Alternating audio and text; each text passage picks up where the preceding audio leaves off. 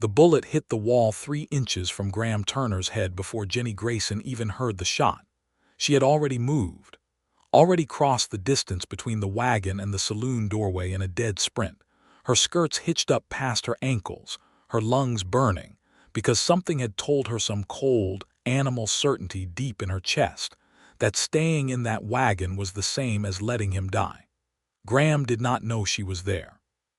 He could not have known because he had told her in no uncertain terms, with that jaw set hard and those gray eyes leveled at her like a promise and a threat at the same time, that she was to stay in the wagon, keep the canvas down, and not move until he came back. He had said it the way a man says a thing he believes completely. He had said it like a law. Jennie had heard every word. She had counted to 40 after he disappeared through the saloon's swinging doors. 40 was as far as she got. Because she had seen the second man, Graham had not seen him. That was the problem.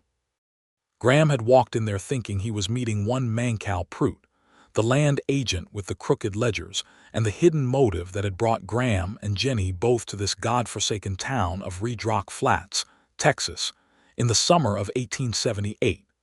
Graham had information that Prout desperately needed to stay buried.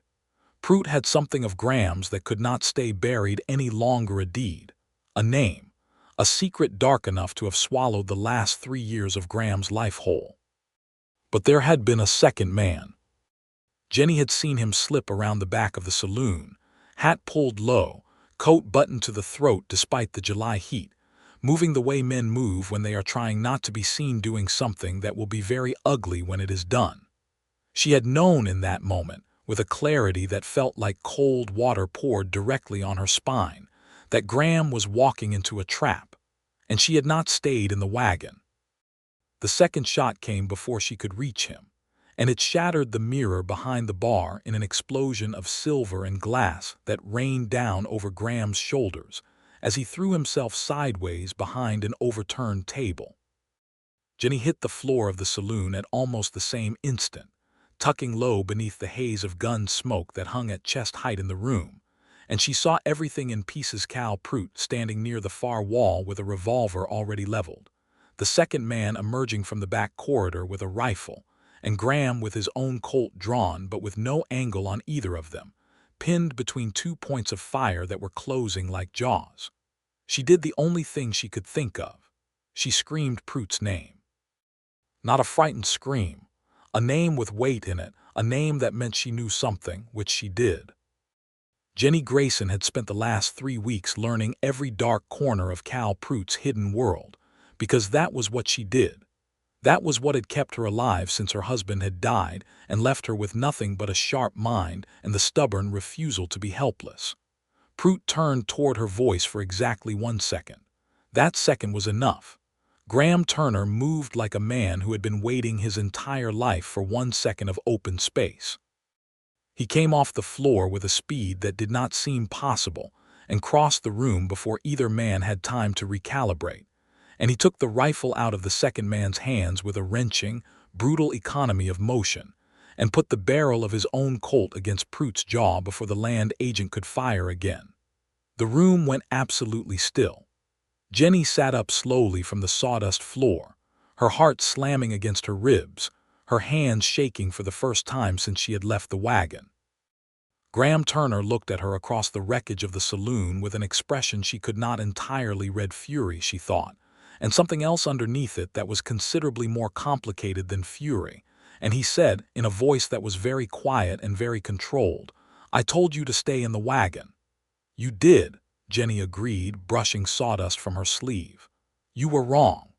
That was the moment everything between them changed. But to understand why, you have to go back 3 weeks, to the day Jennie Grayson first laid eyes on Graham Turner in the dusty rail town of Abilene, Kansas, and understood immediately that he was a man carrying something so heavy it had bent him permanently into a shape that looked like solitude. She had not been looking for a man. She had been looking for Cal Prout. Jennie had arrived in Abilene on the morning train from St. Louis with a carpetbag, $32, a letter of introduction from a land office in Missouri, and a set of facts she had assembled with the patient, methodical determination of someone who has been wronged so thoroughly that the wrongness has become a kind of fuel. Her husband, Thomas Grayson, had died 14 months earlier, not from illness, not from an accident, but from a land deal that had taken everything they owned and left Thomas with a debt so crushing and a humiliation so complete that his heart had simply given out one morning while he was trying to figure out what to do next. The land deal had been orchestrated by Cal Pruitt. Jennie was 26 years old. She was not the kind of woman who let things go. She had found out about Graham Turner from a lawyer in St. Louis who had represented 2 other families swindled by Pruitt's operation. The lawyer had told her, with a mixture of admiration and caution, that there was a man named Graham Turner who had been building a case against Pruitt for the better part of 3 years. A former lawman, the lawyer said. A man who had lost his own land, his own livelihood, to Pruitt's schemes back in 1875. A man who was very close to having enough evidence to take Pruitt down entirely, and who had recently gone to ground somewhere in the Texas Panhandle because Pruitt had found out how close that evidence was. Jennie had thanked the lawyer politely and gotten on the next train to Abilene. She had not known what she would find when she got there. She had not expected to find Graham Turner standing in the middle of the street outside the train station, looking like a man who had just been told the last piece of his carefully constructed world had crumbled. He was taller than she had expected. Late 30s. She would learn later that he was 38 with dark hair going gray at the temples, and a face that had been weathered by years of outdoor work into something angular and uncompromising. He wore a plain dark coat and a battered hat, and he carried himself the way men carry themselves when they have spent years being careful in ways that cost them something. He was not handsome in any conventional way that she had grown up understanding as handsome. But he had a presence to him that was simply impossible to ignore, a kind of contained, coiled stillness that made the air around him feel different from the air around ordinary people. He was staring at a telegram in his hand with an expression of controlled devastation that Jennie recognized from the inside because she had felt it herself on the morning Thomas died. She should have walked past him. She had a name and a description from the lawyer, and a plan that did not involve standing in the middle of a Kansas street introducing herself to a grieving stranger. Instead, she stopped. "Are you Graham Turner?" she asked. He looked up at her. Those gray eyes, she would come to know them very well, assessed her with a speed and thoroughness that was not rude exactly, but was entirely unguarded, the look of a man who had spent too long in circumstances where reading people fast was a survival skill. "Who's asking?" he said. "My name is Jennie Grayson," she said. "My husband's name was Thomas Grayson.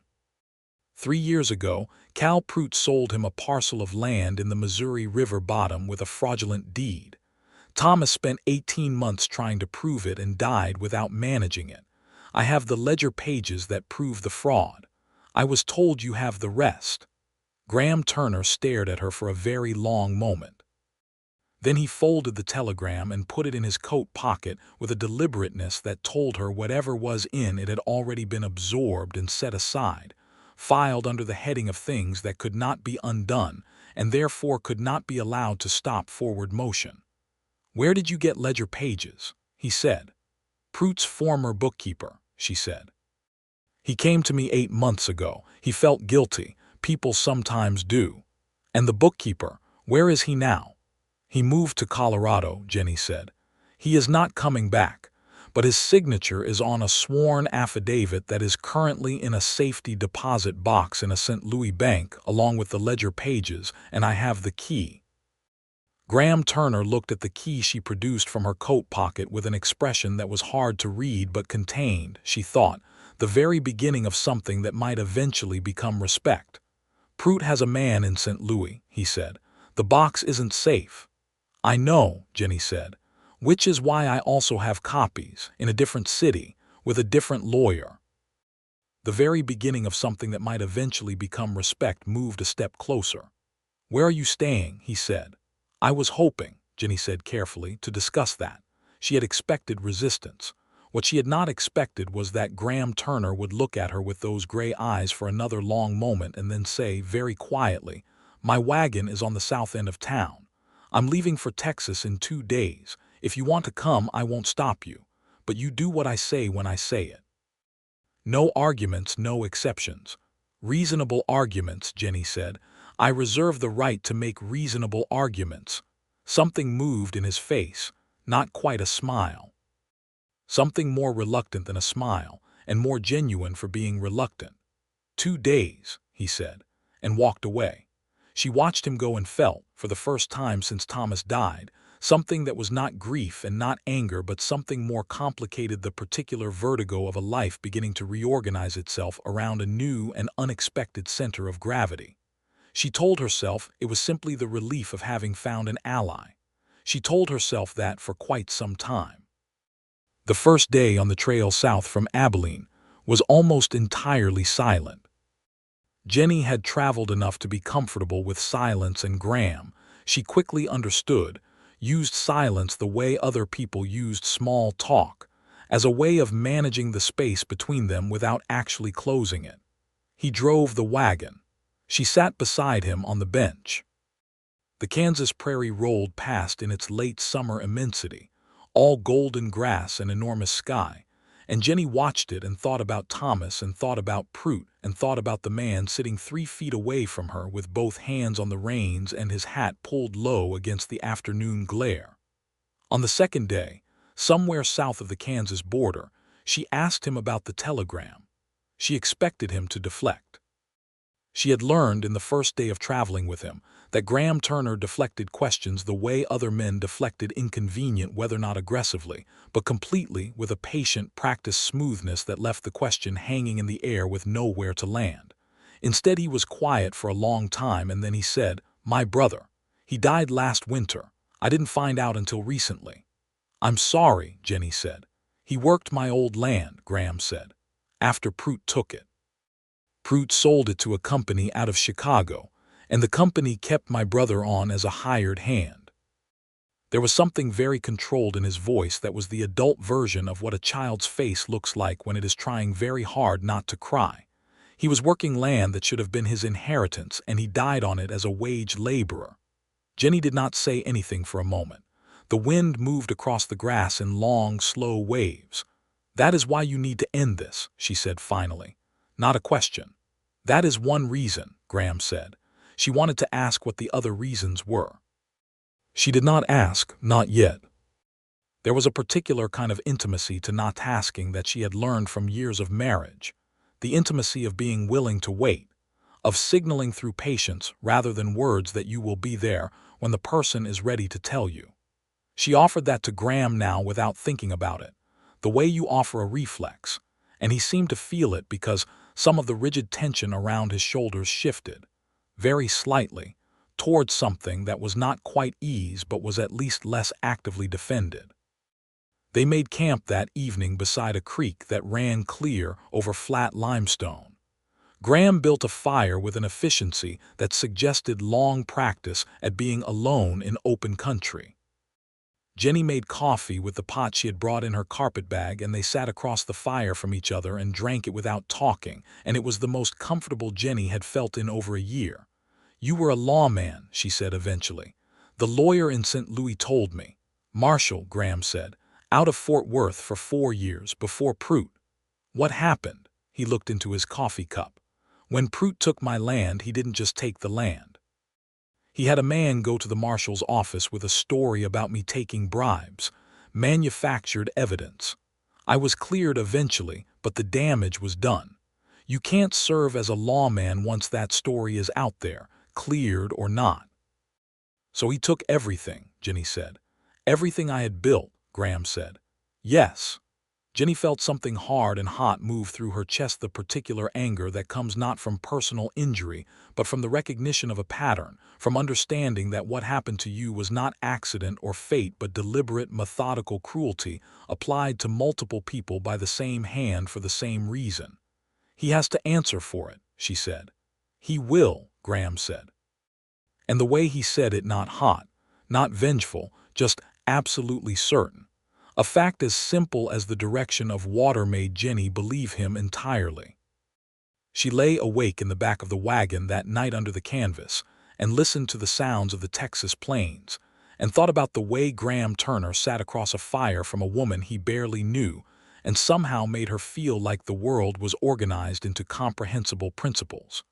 Thomas had been kind and loving, and she had loved him genuinely, but he had never made her feel like the world was organized into comprehensible principles. He had needed that from her, if anything. She had provided it willingly, because she was the kind of person who organized the world as a primary occupation, and Thomas had loved that about her. What was unexpected? What was in fact so unexpected that she lay awake examining it from every angle, the way you examine a piece of machinery you have never seen before, was that Graham Turner seemed to do it entirely on his own, and also to understand immediately that she did it on her own, and to respect both things with a directness that felt like being seen. It was startling. It was, she thought, in the particular honesty of the hours between midnight and dawn, deeply and inconveniently attractive. She told herself it was the circumstances, high stakes, shared purpose, the intimacy of the trail. All perfectly reasonable explanations for a warming of feeling that was almost certainly not what it felt like. She believed that for approximately 4 more days. On the 5th day, they stopped at a small supply town in the Texas Panhandle, and Graham went into the general store while Jennie waited with the wagon. She used the time to review the ledger pages she had been carrying, going over the columns of numbers for the 5th or 6th time, tracing the way Prout had structured the fraudulent deeds, so that the falsification was buried under layers of legitimate transactions that would look, to anyone not looking carefully, like unremarkable land transfers. Graham came back from the store to find her cross-legged in the back of the wagon with papers spread around her and a pencil moving across a piece of note paper at speed. He stopped and looked at her for a moment. "You found something," he said. "Come look at this," she said, not looking up. He climbed into the wagon without ceremony and sat beside her on the flat boards and leaned over the papers. He was close enough that she could feel the warmth of his arm near hers, smell the trail dust and cedar soap scent of him, and she was aware of it in a way she was trying not to be aware of it, which meant she was very aware of it. "This column," she said, keeping her voice professionally steady. "Every transfer that goes through a company called Southwestern Meridian Land Associates. Do you see the pattern?" Graham was quiet for a moment, studying the pages. "The dates," he said. "Yes," Jennie said. "Every fraudulent deed has a transfer date that falls within 3 days of a Southwestern Meridian transaction. Every single one. 47 land transfers over 6 years. Southwestern Meridian is a shell company," Graham said slowly. "I suspected it, but I couldn't prove the connection to Prout directly." "I think Prout is Southwestern Meridian," Jennie said, "or at least a principal owner. If we can establish that, every land transfer to that company becomes evidence of systematic fraud." Graham turned to look at her, and they were very close together in the confined space of the wagon bed, the papers between them, his gray eyes finding her face with that direct, unguarded assessment she had already learned to recognize as simply the way he looked at things that interested him fully. "How did you see that?" he said. "I was a schoolteacher before I married Thomas," she said. "And before that I kept my father's books from the time I was 12. Numbers have a grammar. Once you know the grammar, the syntax errors are obvious." Graham held her gaze for a moment longer than was strictly necessary for the exchange of information. Then he looked back down at the papers. "We need to get to Raydrock Flats before Prout realizes we're close," he said. "He keeps his business records at the land office there. The original deeds. If we can match the Southwestern Meridian pattern to the original deeds, it's proof," Jennie said. "Conclusive proof," Graham agreed. "The kind that ends in a federal court." He looked at her again, and this time there was something in his expression that was more than professional respect, something warmer and more complicated, something she could not afford to examine too closely if she wanted to be able to think clearly for the rest of this journey. "You are not what I expected," he said. "What did you expect?" she asked. He considered this with the honesty she was learning to expect from him. "A grieving widow looking for someone else to solve her problem," he said. "Someone who needed protecting." "I may need protecting occasionally," Jennie said. "I don't need anyone to solve my problem. I was solving my problem before I found you." "I know," Graham said. And the warmth in his voice was very clear now, clear as the creek water, clear as the Texas sky. "That is what I mean by not what I expected." She made herself look back down at the papers. Her heart was doing something unreasonable, and she was choosing to address it later. They reached Red Rock Flats 6 days later. The town was exactly what the name suggested. A collection of rough-built timber and adobe structures crammed against the base of a flat sandstone bluff in the baking July heat, existing primarily to service the surrounding ranches, and the land office that Prout had established there as his operational center in this part of Texas. The main street ran between a general store, a livery, 2 saloons, a hotel of questionable structural integrity, and the land office itself, a building that was notably better constructed than everything around it, which Jennie found appropriate and infuriating. Graham drove the wagon to the far end of town, and they took a room 2 rooms. She noted that he arranged with a careful practicality that she was not sure whether to find reassuring or disappointing, at the better of the 2 hotels. That evening, sitting at the small table in Jennie's room with the window open to the slight cooling of the evening air, Graham laid out what he knew about Prout's operation in Red Rock Flats. Prout had been in town for 3 weeks, which was longer than usual. Graham believed this was because he was consolidating moving money and documents in preparation for a major transfer that would essentially clean out the fraudulent portion of his operation and leave him with only legitimate holdings that could survive scrutiny. "If he completes the consolidation before we get to the records," Graham said, "there may not be enough left to prove anything." "How long do we have?" Jennie asked. "A week, maybe less." "Then we need to move quickly," she said. "Can you get into the land office?" "During business hours, yes. I can request copies of public records. That's entirely legal." "Prout's private records are in a back room. I'd need a reason to go back there." "What about at night?" Graham looked at her steadily. "That would be breaking and entering." "It would also be proof," Jennie said. "Proof obtained that way wouldn't hold in federal court," he said. Jennie tapped her finger on the table. "Then we need to give Prout a reason to invite you back there himself." "What kind of reason?" "The same kind of reason he always has for his schemes," she said. "Money, or the threat of exposure." "He knows who you are. He knows I've been building a case," Graham said. "He doesn't know how much I have." "Then we let him think you want a deal," Jennie said. "You go to him. You tell him you'll bury everything you have in exchange for the deed to your original land restored to your brother's estate. Make it personal, make it believable." Graham was very still for a moment. "And while I'm in that meeting, I'm in the land office," Jennie said. "As a customer, looking at public records, which is entirely legal. And if I happen to see something while I'm there—" "Absolutely not," Graham said. The firmness of it was so complete that it stopped her mid-sentence. "Jennie," he said, and the use of her given name, the first time he had used it, she realized had an unexpected effect on her pulse. "Prout does not hesitate. He has had people hurt. If he suspects, he won't suspect me," she said. "He has never met me. I am a widow looking to purchase land. That is entirely plausible and entirely unremarkable." "It's not a question of plausibility," Graham said. "It's a question of what happens if something goes wrong. I am not willing to." He stopped. The unfinished sentence sat between them in the lamplight. "Not willing to what?" Jennie said carefully.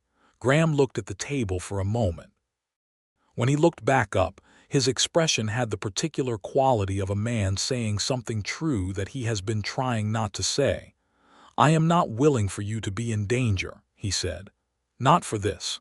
Not for any of this." Jennie felt the warmth of it move through her like something she had not felt in a long time, to be specifically cared for, to be the subject of someone's particular unwillingness to see her harmed. It was different from being protected. It was more personal than being protected. It had a specific weight and texture, and it settled somewhere near her sternum and stayed there. "I understand," she said gently. "But Graham, I have been in danger since before I found you. I was in danger in St. Louis when I got those ledger pages. I was in danger on the train, potentially. I am in danger right now simply by being here. The difference is that now the danger has a purpose and we have a plan." He looked at her for a long moment. Something moved through those gray eyes that she was getting better at reading reluctance, recognition, and underneath both of those, something that was neither. "If anything feels wrong," he said finally, "anything at all, you leave immediately, no hesitation." "Agreed," Jennie said. "And in the meantime," he paused, "you stay close. You don't go anywhere alone in this town." "Also agreed," she said. He held her gaze for another moment and then dropped it back to the papers on the table. And Jennie watched his face and thought about the way he had said, "I am not willing for you to be in danger." The weight of the particular in it. The you, the specific, named, individuated you. And told herself that the feeling currently occupying her chest was gratitude and professionalism and the natural warmth of a shared dangerous purpose. She almost believed it. Over the following days, they worked with a precision that felt to Jennie almost like dancing. The particular kind of dancing where you have never danced with this person before but discover very quickly that the rhythms match, that the movements anticipate each other, that the space between you closes and opens with a naturalness that is either chemistry or something considerably deeper. Graham contacted Prout through an intermediary, a local rancher who owed Prout money and would be useful to both sides. The message was careful, a former adversary wanting to discuss terms, mutually beneficial, time-sensitive. Prout agreed to meet. In the meantime, Jennie visited the land office 3 times in 5 days as a prospective land buyer. She was pleasant and unhurried, and asked entirely reasonable questions about available parcels and water rights, and the reliability of the local survey records. The land office clerk, a young man named Aldous who had an immediately obvious and frankly touching tendency to be helpful to women who asked questions with genuine interest, showed her more of the filing system than he strictly needed to.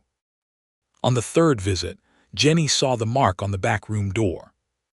It was a small mark, a particular kind of lock that she recognized because her father had used the same manufacturer in his warehouse back in St. Louis. The kind that could be opened from the outside with a specific tool that was not a key if you knew the mechanism. She knew the mechanism. Her father had shown her when she was 14, and she had never forgotten, because she was the kind of person who never forgot useful information, and because her father had believed, against the common opinion of his era, that a woman who understood how things worked was a safer woman than one who did not. She bought a small piece of bent steel from the hardware store that afternoon. She told Graham about it at dinner. He stared at her across the hotel dining room with an expression that moved rapidly through several stations before settling on something that was not quite exasperation, not quite admiration, but contained both. "I told you," he said very quietly, "that breaking in would not give us usable evidence." "Photograph," Jennie said. Graham blinked.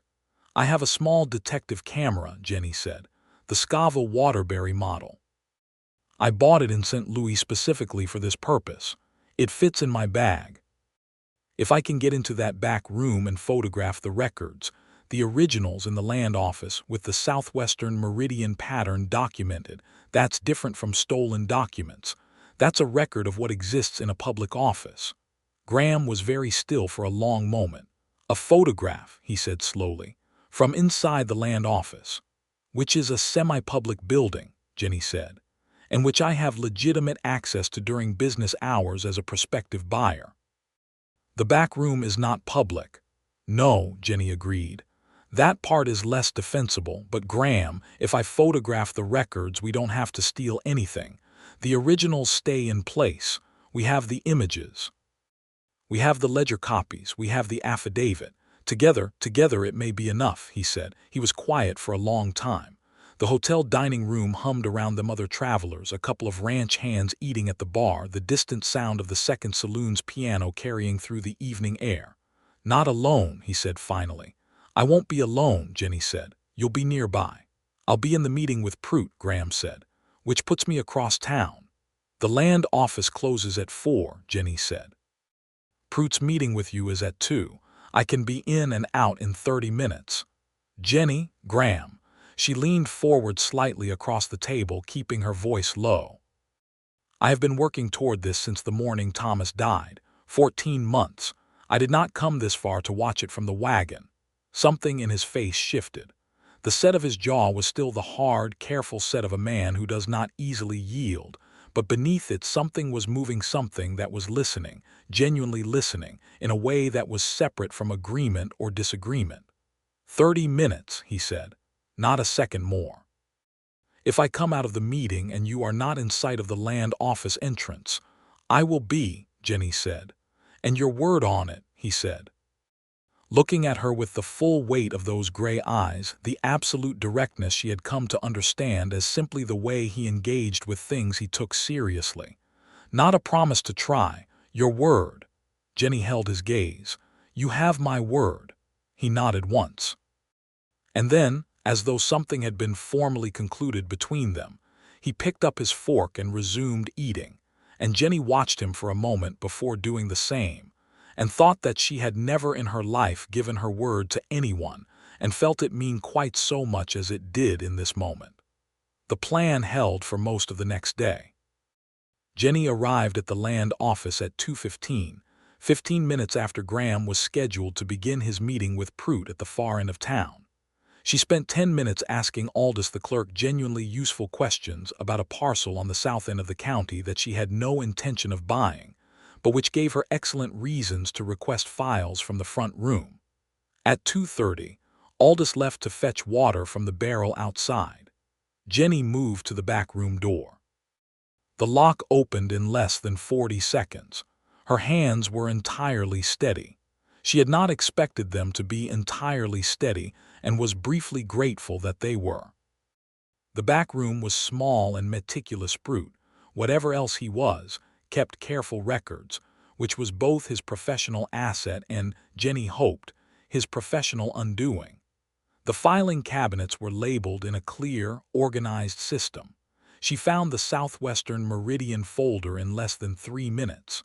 What she found inside it was considerably more than she had expected. The pattern she and Graham had traced from the ledger pages was here in full, direct, unambiguous form: original deeds with Prout's own signature on them. Transfer documents showing Southwestern Meridian as a shell company with Prout listed explicitly as the sole proprietor. Correspondence with the Chicago company that had purchased Graham's land, in which Prout's role was described in language that a federal prosecutor would find extremely useful. And more than that, names. A list of names, families, 46 of them, with their original deeds and the fraudulent transfers alongside them. 46 families who had lost their land to this system. 46 cases that had seemed, individually, like the misfortune of one family dealing with a complicated land system, but which assembled here in one folder were something else entirely. Something systematic and deliberate and vast. Jennie's hands were shaking by the time she began photographing, not from fear. From a kind of fierce, clarifying rage that was also something like grief for Thomas, and grief for all these other Thomas Graysons, all these families who had built something and watched it taken by the same methodical, hidden hand. She photographed every page. She was precise and she was fast, and she was listening for Aldous the whole time, but she had been precise and fast and listening since she was a girl keeping books in the back of her father's warehouse, and she trusted her own competence. She was nearly finished, 3 pages left, when she heard it. Not Aldous. A different sound. Footsteps from outside the building, heavy and deliberate, moving around the side, not the front entrance. She did not hesitate. She photographed the last 3 pages, closed the folder, replaced it exactly as she had found it, and slipped back into the front room, closing the back room door behind her with a care that used every remaining fragment of steadiness she had.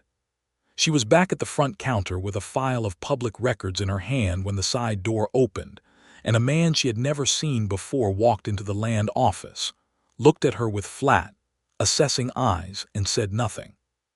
She smiled at him pleasantly and kept her face entirely neutral and thought, with every professional instinct she possessed, "This is one of Prute's men and he is here to check something, and if I look wrong for even 1 second this becomes extremely dangerous." "Good afternoon," she said. "Do you know if Aldous will be back shortly? I have a question about this survey reference." The man looked at her for another moment. Then he looked at the back room door, still closed, still locked as she had left it. Then he looked back at her.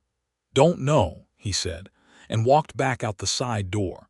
Jennie stood very still for 30 seconds after he left and let the adrenaline move through her and out. When Aldous returned, she thanked him for his help, said she would consider the parcel, and left the land office with the camera in her bag and 27 photographs of the evidence that would end Cal Prute. She was outside, standing in the late afternoon sun, when the first shot came from the saloon at the far end of the street. And that was when she saw the second man. He was moving fast, hat pulled low, heading for the back of the saloon where Graham was. He had the shape of a man carrying something under his coat and the walk of a man who intended to use it. Jennie did not count to 40. She counted to 0. She ran. The saloon was 50 yards and she covered it in what felt like seconds.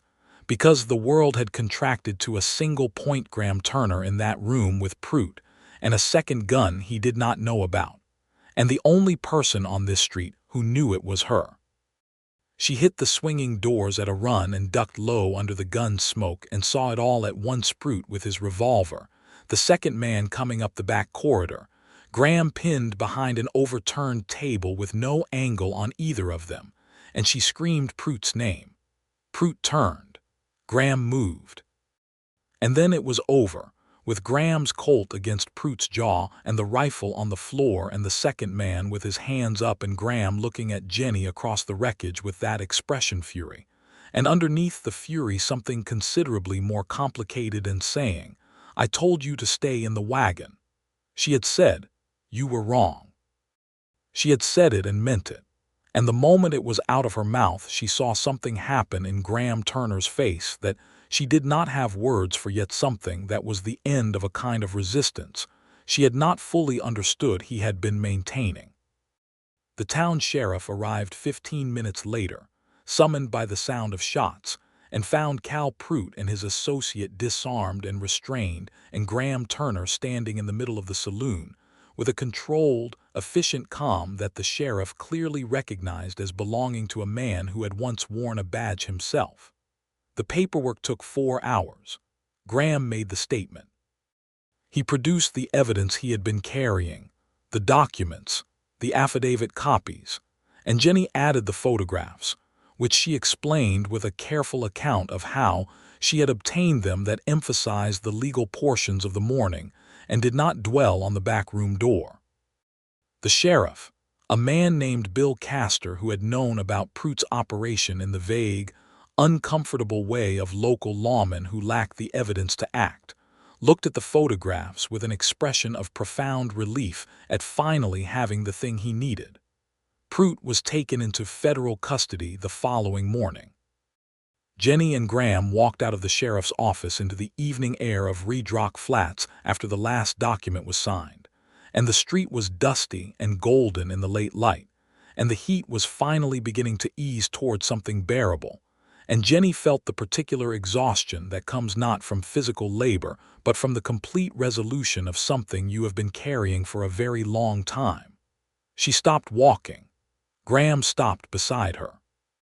They stood in the middle of the street and the town moved around them.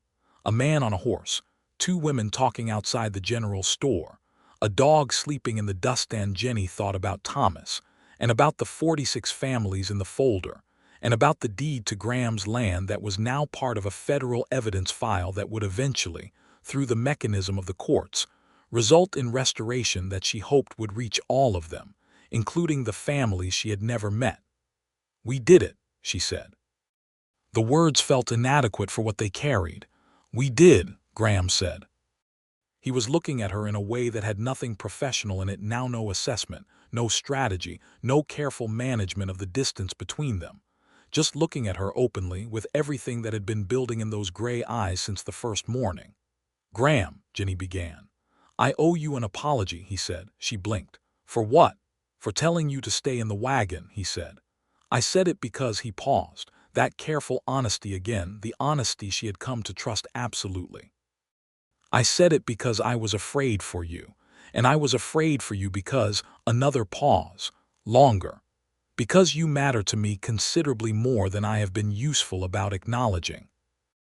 Jennie stood very still. "Considerably more," she said carefully.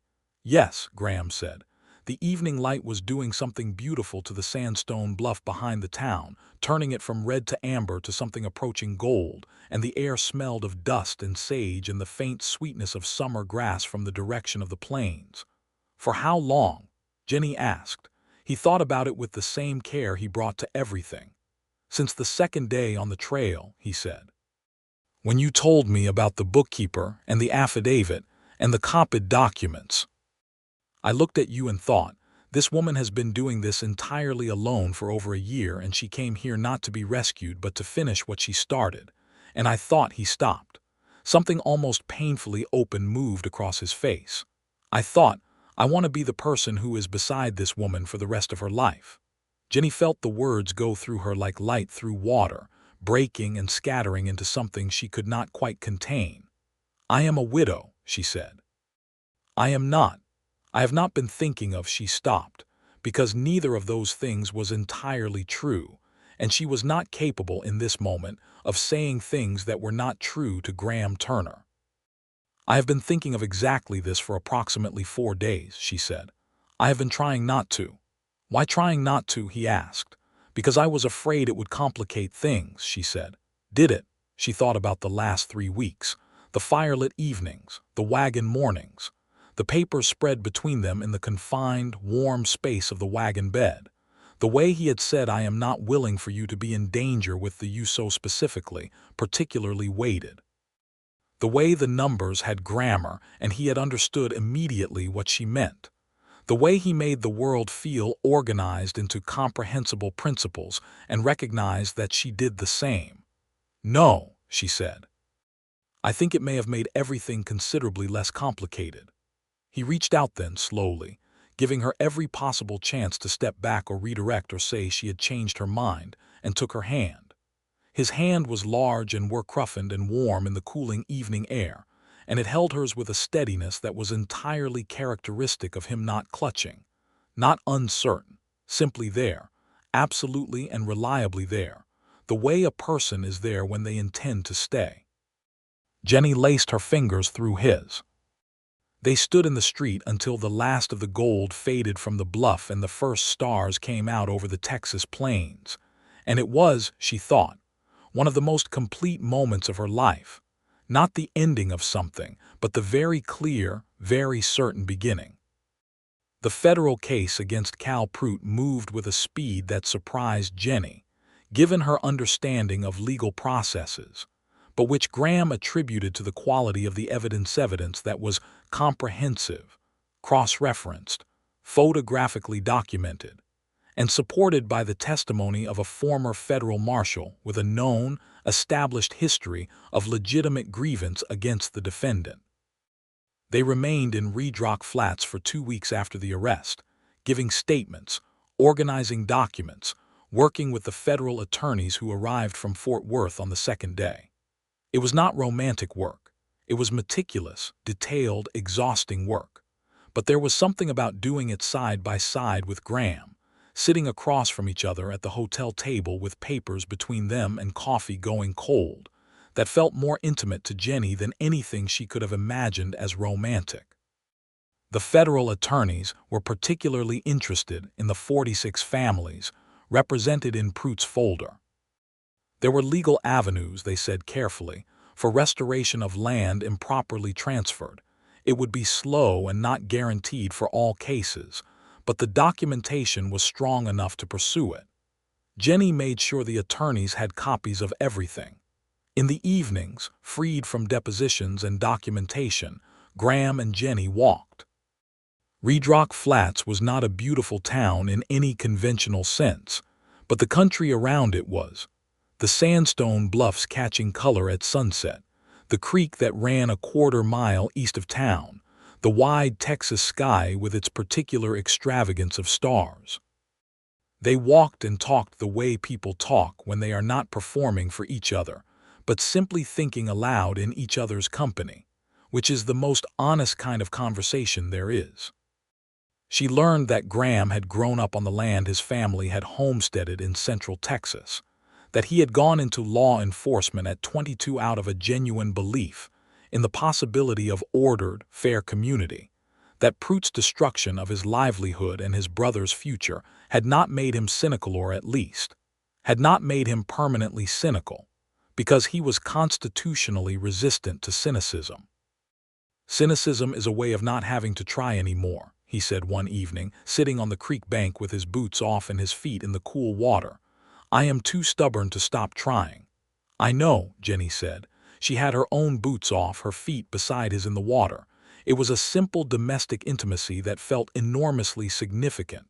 "That is one of the things she stopped." "One of the things you what?" Graham said, not pressing. Curious, with that open, unhurried curiosity she had learned to love about him. "One of the things I admire about you," she said. Which was true, and which was also not quite everything she had been going to say, but which felt like a word she could say in the space between what she felt and what it was not yet time to say. He looked at her with those gray eyes and understood perfectly that she had changed what she was going to say, and also, she thought, understood why and was willing to wait. "What was Thomas like?" he asked.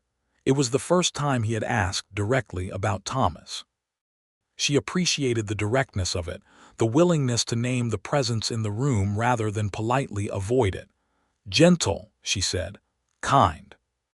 He had a very good heart and a very bad head for figures, which is partly why Pruitt was able to get to him so easily. He trusted people because he himself was entirely trustworthy, and he had the particular vulnerability of the genuinely good. He could not imagine systematic cruelty because he himself was not capable of it. "Did you love him?" "Yes," she said simply. Not the way she paused, choosing words carefully, because she was trying to be honest without being careless. "I loved him the way you love a person who is good and familiar and part of the fabric of your daily life. It was a real love. It was not," she glanced at Graham. "It was not the same as this." The evening was very quiet around them, water moving over stones, a night bird somewhere in the willows along the bank. "This," Graham said, not a question, acknowledging it. "Yes," Jennie said. He took her hand where it lay on the creek bank beside him. "I have not allowed myself," he began, and then he changed direction with the kind of mid-sentence honesty she was deeply familiar with in him now. "I have not thought of a future for a long time, beyond this, beyond ending Pruitt. I forgot to think about what comes after." "What comes after?" Jennie asked. He looked at her and the last light was on his face, and he looked, for a moment, like someone who has set down something extremely heavy and is not entirely sure yet how to stand without it, but is beginning to discover that the standing is possible. "I would like to find out," he said, "with you, if you are willing to find out with me." Jennie looked at him for a long moment, thought about St. Louis and the train and the Kansas prairie and the campfire, and the wagon and the papers spread between them and the ledger columns in the back room of the land office, and the bullet hitting the wall and the way he had moved across that room. The absolute economy of a person defending something they intend to keep, and the way he had looked at her afterward and said, with fury and something below the fury, "I told you to stay in the wagon." "Yes," she said. "I am willing to find out with you." He raised her hand and pressed his lips to her knuckles with a formality that was also entirely genuine, the gesture of a man who means exactly what he does, and Jennie felt the warmth of it move through her entire arm and settle somewhere she intended to keep it. They left Red Rock Flats 10 days later, with the case formally handed to the federal authorities, and the process set in motion that would take the better part of a year to work through the courts, but which they both understood was as certain as anything in law could be certain. They drove north, back toward Abilene, because Graham had business there, the beginning of what he described with characteristic understatement as trying to put something back together. The land his brother had worked was still technically in the possession of the Chicago company, but the federal case would challenge that. In the meantime, Graham had money set aside, not much, but enough, and a contact in Abilene who had offered him work as a ranch foreman while the legal process ran its course. Jennie rode beside him on the wagon bench. On the third day north, somewhere in the heart of the Kansas plain with nothing in any direction but sky and grass and the particular silence of country that has not yet been changed by what is coming, Graham said, "I want to ask you something." Jennie looked at him. His face was forward, watching the trail, but there was a set to his jaw that she recognized as a man working up to something significant. "Then ask it," she said. He was quiet for another moment. The wagon wheels turned. The horses moved steadily on. "I am not a man who has a great deal to offer," he said. "Right now I have a wagon and a job and a legal case that will eventually restore some of what I had. I am 38 years old and I have spent 3 years in a state of suspended living, which means I am somewhat behind where a man my age might reasonably be. I do not think that is likely to change quickly." "Graham," Jennie said. "I am also," he continued, with the careful determination of someone who has decided to say a thing completely and is going to say it completely, a man who has not felt this certain about anything in a very long time. "And I have learned at some cost that certainty is worth acting on." He turned to look at her then, and the late morning sun was full on his face, and those gray eyes were entirely open. "I am asking you to marry me," he said. "I am aware it is too soon by most conventional calculations. I am aware that you are your own person with your own capabilities and your own future that does not require me in any practical sense. I am asking because I want to be beside you, specifically, and because I believe, though I acknowledge I may be wrong, that you want to be beside me." Jennie looked at him for a long moment. The prairie stretched around them in its enormous, indifferent beauty, and the sky was a blue so deep it was almost painful, and the wind moved through the grass, the way it had been moving through grass for 1,000 years before either of them existed. "You are not wrong," she said. His expression shifted. Something very deep and very quiet came into his face. "Is that a yes?" he said. "Graham Turner," Jennie said. "Yes, that is a yes." He stopped the wagon in the middle of the Kansas plain, and he kissed her, not hurriedly, not with the urgency of something that has been suppressed too long, but with a thoroughness and an honesty and a gentleness that were entirely characteristic of him. And Jennie kissed him back with everything she had and thought, for the second time since she had stepped off the train in Abilene, that her life was reorganizing itself around a new center of gravity. This time she did not tell herself it was something else. They were married in Abilene 6 weeks later, on a September morning, with the Kansas air turning crisp and the cottonwood trees along the creek running gold. The ceremony was performed by a Methodist minister in the small whitewashed church at the edge of town, with Graham's Abilene contact, a rancher named Henry Marks, and his wife Clara as witnesses, and Jennie wore a blue dress she had found at the town's dry goods store that was not what she would have called a wedding dress, but which was exactly the right shade of blue for the particular quality of the September Kansas light. Graham wore his good dark coat and a new hat, and looked at her during the ceremony with an expression so unguarded and so full that Clara Marks quietly pressed her handkerchief to the corner of her eye, and Henry Marks looked at the ceiling and coughed once. Jennie said her vows looking directly into Graham's gray eyes, and felt every word land with the precise weight of truth. The ranch where Graham worked was 20 miles east of Abilene, in a river-bottom country of cottonwood and limestone, where the prairie began to roll more gently, and the water was reliable year-round. Henry Marks was a fair and straightforward employer who had known Graham from his lawman days, and had offered the foreman position with the explicit understanding that it was a stepping stone and not a permanent arrangement.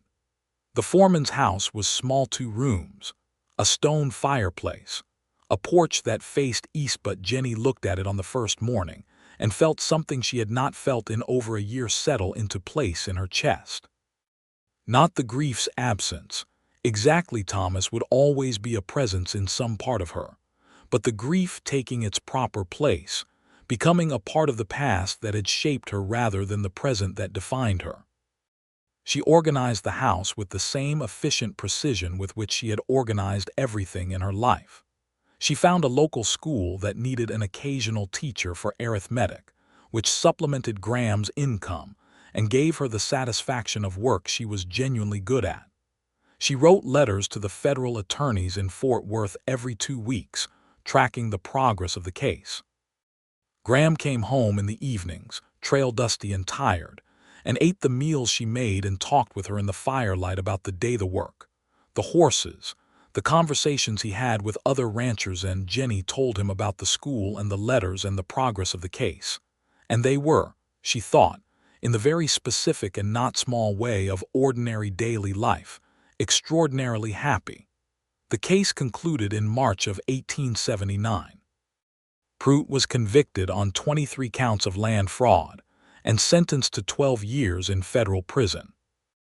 The conviction was comprehensive enough to trigger restoration proceedings for 31 of the 46 families, the ones for whom the documentation was most complete, and while not all of them recovered their original land, many received financial settlements that represented at least a partial righting of what had been done. The Chicago company that held Graham's original family land, the land his brother had worked and died on, was found to have purchased it with knowledge of the fraudulent deed, and the court ordered it returned to the Turner estate. There was no living family left to claim it directly. Graham was the sole surviving heir.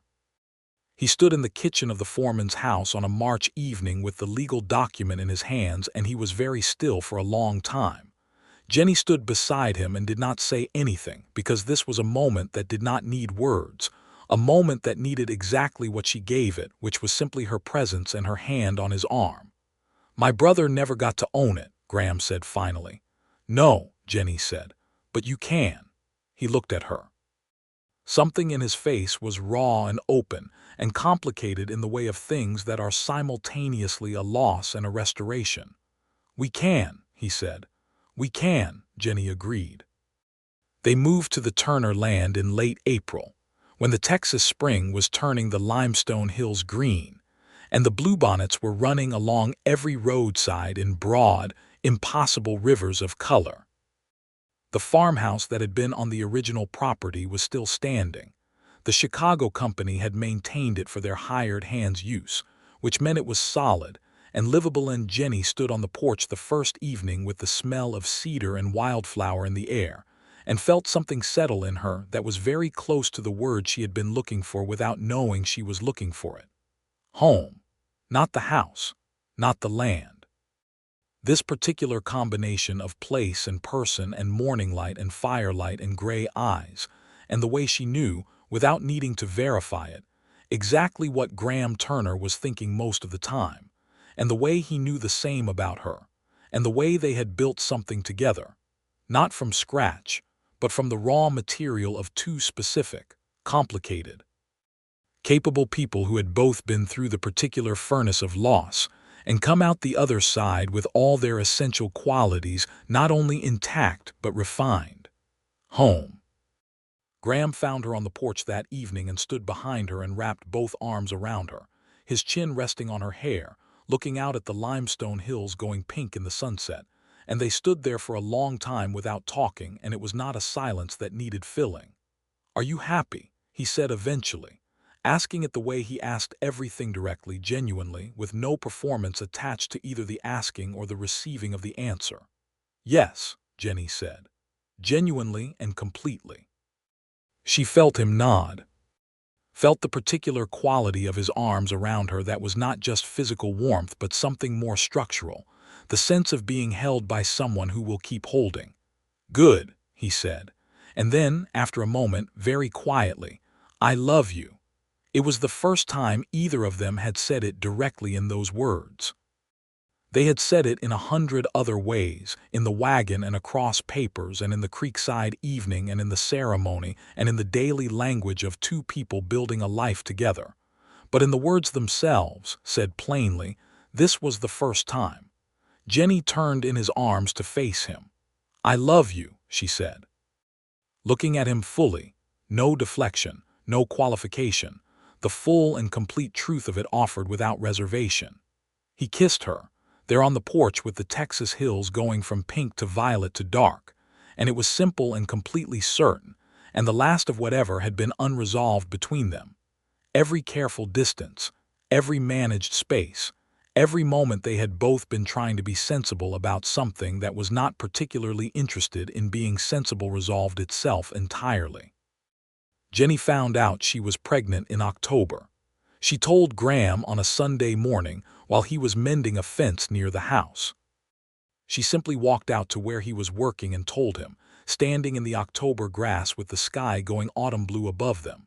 Graham set down the fencing pliers.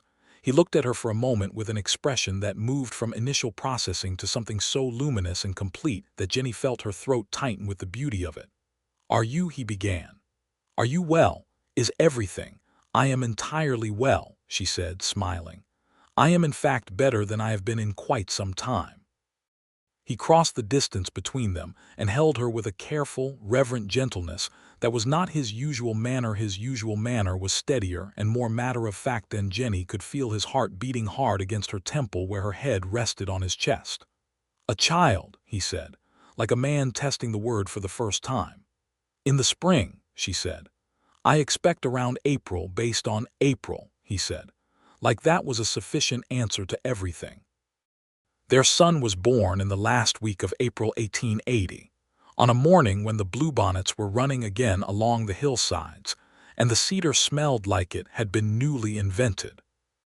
Jennie labored through the night with the assistance of the doctor who had ridden out from the nearest town and Clara Marks, who had become a genuine friend over the preceding months, and who had attended more births than the doctor, frankly, and whose calm competence was the most useful thing in the room. Graham was outside through most of it, because those were the customs of the time and Jennie had not specifically asked him to stay. But she knew he was outside, and knowing he was outside pacing, she suspected, with the same contained energy he applied to everything he was trying to manage from a position of insufficient control, was sufficient.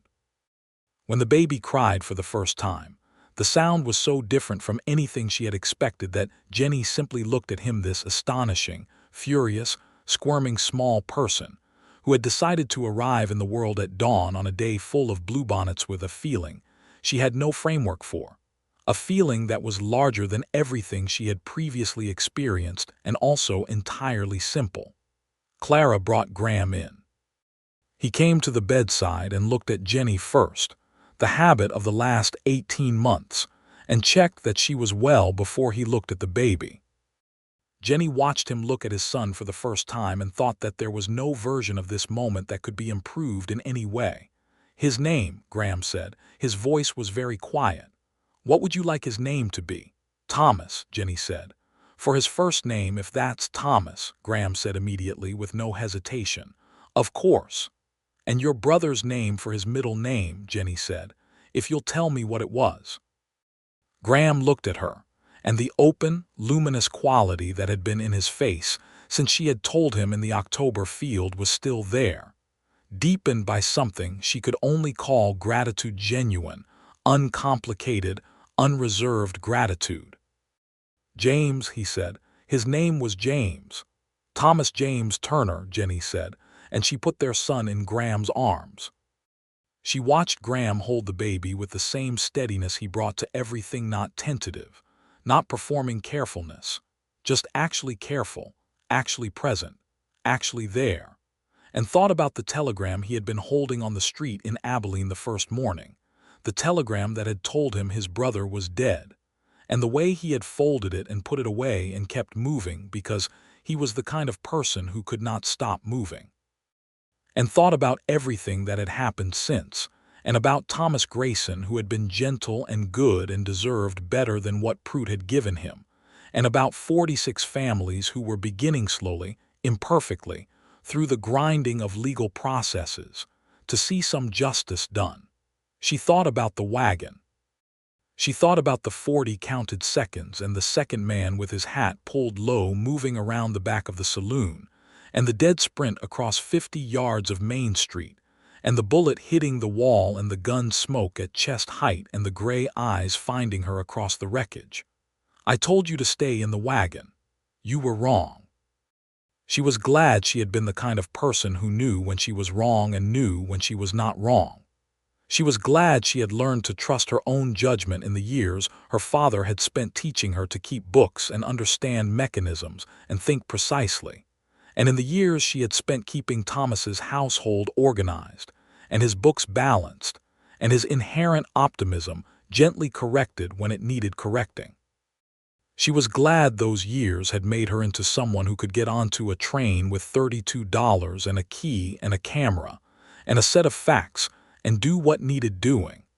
She was glad, above all, that she had said his name the first morning and not walked past. Thomas James Turner looked up at his father from the blanket of Graham's arm with the unfocused, ancient, entirely new gaze of the very recently arrived, and Graham looked back at him with his whole self, and the morning light came through the farmhouse window and lay across them both. Jennie closed her eyes for a moment and let everything be exactly what it was. The years that followed were full ones. The Turner land recovered and grew. Graham had a genuine gift for the work, not just the physical labor but the strategic management of a ranch in a country that was changing fast, where the open range was closing and the cattle drives were giving way to different models, where the men who would thrive were the ones who could read both the landscape and the coming changes simultaneously. He was the kind of man who could do both. Jennie kept the books, as she had always kept books, with a clarity and efficiency that gave them a consistent financial picture that most ranches of their size did not have. She also, for the first several years, continued her occasional teaching, first arithmetic, and then, as the local school grew and found a permanent building, more formally. She had a particular talent for the children who were told they were not clever, the ones who learned differently, who needed the grammar of numbers explained from a different angle, and she gave them the same thing her father had given her, the understanding that the world was comprehensible if you looked at it carefully enough. The case continued to have effects even years after Pruitt's conviction. The federal precedent it established, the use of photographic evidence in land fraud cases, was cited in subsequent cases and contributed, in its small way, to the closing of several similar operations in other parts of Texas. The federal attorney who had handled the case wrote to them on the 3rd anniversary of the conviction to tell them that 18 more families, beyond the original 31, had received restorations through the precedent established by their case. Jennie read the letter twice at the kitchen table and then passed it across to Graham. He read it and set it down. "That was your camera," he said. "That was both of us," Jennie said. He looked at her with a smile that she had been collecting for 3 years now and that she never got tired of, the particular smile of a man who does not smile easily and means it completely when he does. "Yes," he said, "both of us." Thomas grew. He was a serious-faced, curious child who had his father's gray eyes and his mother's tendency to find the logical structure underlying things and then want to explain it to everyone around him, a combination that his parents found both completely recognizable and occasionally exhausting. He learned to ride at 4. He learned to read at 5. At 6, he took the farm ledger off the kitchen shelf and brought it to Jennie and asked her to teach him how it worked. "You are exactly like your grandmother," Graham said, watching Jennie settle the boy beside her at the table with the ledger open. "You never met my grandmother," Jennie said. "I can extrapolate," Graham said, and Thomas laughed without fully understanding the joke, which made his father laugh too, and Jennie looked at them both and felt the day be complete. Their second child, a daughter they named Hannah Rose, was born in the spring of 1883, on a morning very like the morning Thomas had arrived, with the same bluebonnets and the same April light. She had Jennie's brown hair, and as she grew, a temperament that was entirely her own, louder than Thomas, quicker to laugh, with a determined physical fearlessness that manifested at 18 months in a detailed and ongoing program of climbing everything in the house and its surroundings. "She gets that from you," Graham said, watching Hannah make her fourth attempt of the afternoon to scale the porch railing. "She absolutely does not get that from me," Jennie said. "You ran 50 yards through an open street in the middle of gunfire," Graham said. "That was a calculated risk," Jennie said. "Hannah," Graham called, in the voice of a man managing an outcome rather than prohibiting an attempt, "if you're going to climb the railing, hold on with both hands." Hannah held on with both hands, crowed with triumph from the top of the railing, and climbed back down with the careful deliberateness of a child who has been told something useful. "See," Jennie said. "Calculated." Graham reached across the porch bench and took her hand. The evening was gold and gentle, with the limestone hills going their usual sequence of colors and the cedar smell in the air, and the particular piece of a place that has been lived in long enough to carry the people who live in it back to themselves. "I have been thinking," Graham said. "About what?" "About something I want to build," he said. "There's a piece of ground on the south side of the property past the second creek. Good level ground, good drainage. There's talk of a school district being formally established next spring. The county is growing fast enough that the unofficial arrangement you've been part of can't hold." Jennie turned to look at him. "I thought," he said, with the careful deliberateness of a man who has thought about this fully before saying it, "that we might donate the ground, for the school, a permanent building, with a condition that the hiring committee considers you for the teacher's position, if you want it." Jennie was quiet for a moment. Outside the porch, the evening settled deeper and Hannah came around the corner of the house with something in her hand that appeared to be a very large beetle, which she was examining with intense professional interest, and Thomas appeared behind her explaining the insect's genus to her with the patience of a 7-year-old who has recently learned what a genus is. "A school," Jennie said. "Your school," Graham said, "if you want it." Jennie looked at him, at the gray eyes that she had been reading for 5 years now, that she knew as well as she knew her own, that were looking at her with the complete, unhurried attention he gave to things he valued, and thought about the girl in the back of her father's warehouse learning to read numbers, and the woman in the back of the land office photographing evidence, and the teacher who found the particular children who learned differently and gave them the grammar they needed. "Yes," she said, "I want it." He squeezed her hand. Hannah arrived on the porch and presented the beetle to her father, who received it with the gravity it deserved. Thomas arrived behind her and immediately began explaining to both of them why the beetle's coloration suggested it was attempting to mimic a different species, and Graham listened with a straight face while Jennie watched them and thought, "This is the most complete version of my life I could have imagined, and I could not have imagined it at all 3 years ago, and I am glad, I am so particularly glad, that I did not stay in the wagon." The school was built in the spring of 1884. It was a solid stone building on the south end of the Turner property, set back from the road with a cleared yard and a flagpole that Thomas had lobbied for with considerable persistence. The hiring committee, as Graham had specified in the land donation, gave first consideration to qualified local teachers, and Jennie was hired without difficulty on the basis of a teaching record that was by that point extensive and well regarded in the county.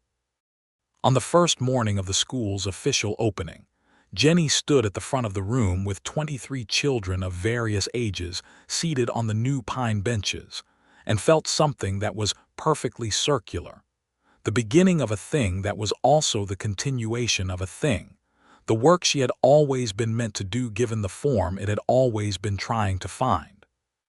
She looked out the window and saw Graham's wagon stopped at the road where he had dropped off Thomas for the first day. He was still sitting on the bench, hat in hand, watching the schoolhouse door she had just gone through. She went to the window and waved. He raised his hand, that small, real gesture, that completely characteristic, unreserved acknowledgement. "I see you, I am here, everything is as it should be." Jennie turned back to her 23 students. "Good morning," she said. "Let us begin." The years continued as years do, full and varied. and sometimes difficult and more often good.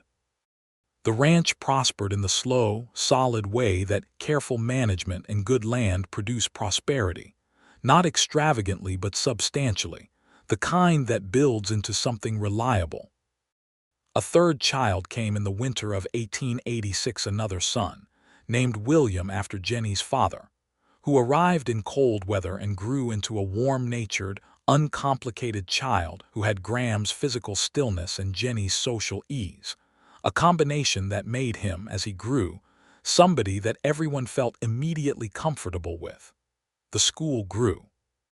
Jennie hired an assistant teacher in 1887, a young woman from Abilene named Sarah Pratt, who was 22 and ferociously intelligent, and who Jennie mentored with the same thoroughness and conviction that she brought to everything she did. The legal aftermath of the Pruitt case concluded in various ways over the years. The last family restoration was finalized in 1885, 6 years after the conviction.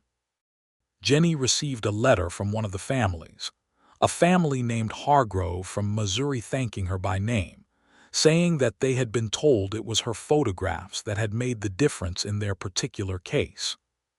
She kept the letter in the small wooden box on her dressing table where she kept the things that mattered. Graham read it one evening and set it down carefully. "You know what that means," he said. "What?" Jennie said. "There is a family in Missouri that still has their land," he said, "because you did not stay in the wagon." Jennie considered this. "And you are alive," she said, "which I continue to consider the more important outcome." He looked at her with the smile, the particular, unreserved, complete smile, and shook his head very slightly in the way he shook his head when she said something that was simultaneously accurate and slightly infuriating. "Come here," he said. She went, and he pulled her close in the easy, completely natural way of two people who have been close for years and still choose it consciously, every time. And she rested her head against his shoulder and listened to the house around them, William asleep down the hall, Thomas reading in the kitchen, Hannah making the series of specific sounds that meant she was rehearsing a speech she intended to deliver to someone tomorrow, and the fire snapping in the hearth and the Texas wind moving through the cedar outside. "I want to tell you something," Graham said. "Tell me," Jennie said. "I have thought about the wagon," he said, "many times since it happened." "What would have happened if you had stayed?" "Graham, I would be dead," he said with his characteristic directness. "That is not a speculation. With 2 men at those angles, I had no move. Pruitt would have shot me and his man would have confirmed it and walked out, and Pruitt would have disposed of the case and everything in it and gone on doing exactly what he had been doing. And you would have sat in the wagon and heard the shots." And he paused. "That is the version I cannot allow myself to dwell on." Jennie lifted her head to look at him. "I know why you told me to stay," she said.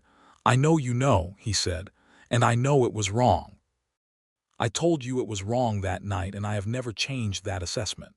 The version of me that told you to stay in the wagon was the version that was still," he searched for the word, "still working from a position of trying to keep things separate, keep you separate from the dangerous part, as if that was something I had the right to decide unilaterally." "You were trying to protect me," Jennie said. "Yes," he said, "but you were not mine to protect that way. You were my partner. You had been my partner from the first minute in the street in Abilene. I told myself I was protecting you, and I was actually trying to manage the thing I was most afraid of losing." Jennie looked at him for a long moment. "You are not wrong about that," she said softly, "but I understand it. I understood it then. I just could not honor it."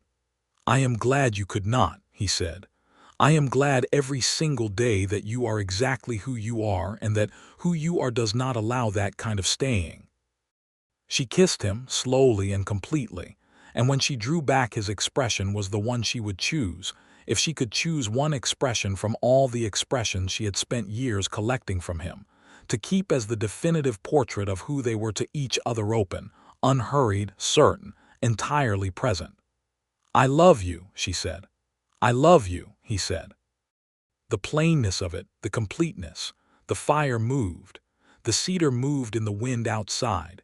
Somewhere down the hall, Hannah finished her rehearsal speech and was quiet.